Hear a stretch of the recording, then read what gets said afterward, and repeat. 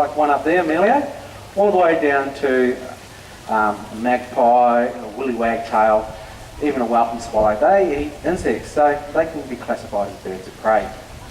Raptors, on the other hand, these guys are specialists. They have forward-facing eyes, curved hook-shaped beak, and very strong, powerful talons.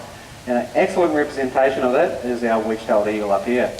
This is Emilio. Emilio is one of our wedge-tailed eagles. He is actually quite small for a wedge-tailed eagle. He only weighs in about 2.5 kilos. They have been known to get anything up to 4.5, even 5.5 kilos, so a lot bigger than him. You can see he's got those beautiful forward-facing eyes, got that nice curved hook-shaped beak, and of course very strong, powerful talons. Now those eyes are very special indeed. They're what we call binocular vision. He can see close up and far away at the same time. A good way to demonstrate that is hold up your hand, try and focus on your hands, and try and focus on the background at the same time. We can't do that. Those birds can. So you can see a rabbit running over a mile away quite easily in perfect focus, and also one up close. You're going to come down to the glove stage? I know you're pretty lazy. Now that beak may look like a lot, pretty scary, but it's only designed to rip and tear apart his food. What you got to watch out for are those talons.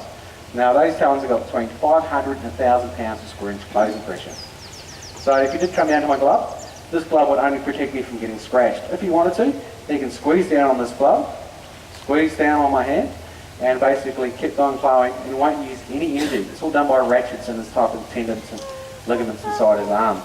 So if you really wanted to, you can do a lot of damage and I'll be on the ground screaming like a little girl. Now, birds of prey and eagles, these guys are meat eaters. They do not eat veggies, they do not eat fruit, they eat meat only.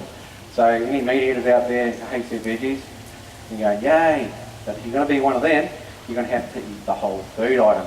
So that means the fur, the feathers, the bones, the guts, the whole lot. They don't eat, they eat the whole lot. They don't just eat the nice steaky parts. So these guys are pure meat eaters and they eat the whole animal, so if they can. Now they do eat a wide variety of food. They like to eat rabbits and things and kangaroos, but these days they mostly eat carrion. They are quite a lazy hunter. You'll find a lot of these guys, especially out west, and they'll get very, very large indeed. And what they do, they eat roadkill. That's probably their favourite food. And unfortunately, a lot of them are coming into cars and trucks and getting knocked over and killed.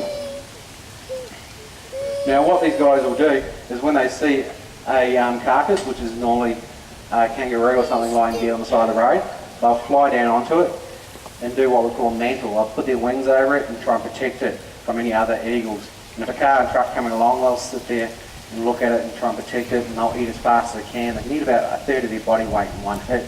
So it's nice like having a big Christmas lunch and then going for a run. So at the very last minute, a lot of them will go, oh no, I have to get away, and they'll try and take off. And that's really hard for them to take off with all that food in their belly, and it's very slow to take off, and that's when they're getting into conflict. So if you do go out west and see one of these guys on the side of the road up in the distance, or you see something up in the distance, slow down a bit. You'll be able to get up really close because they'll try and protect their food. You get some nice pictures of a really large wedge-tailed eagle, and those guys will be safe for many years to come.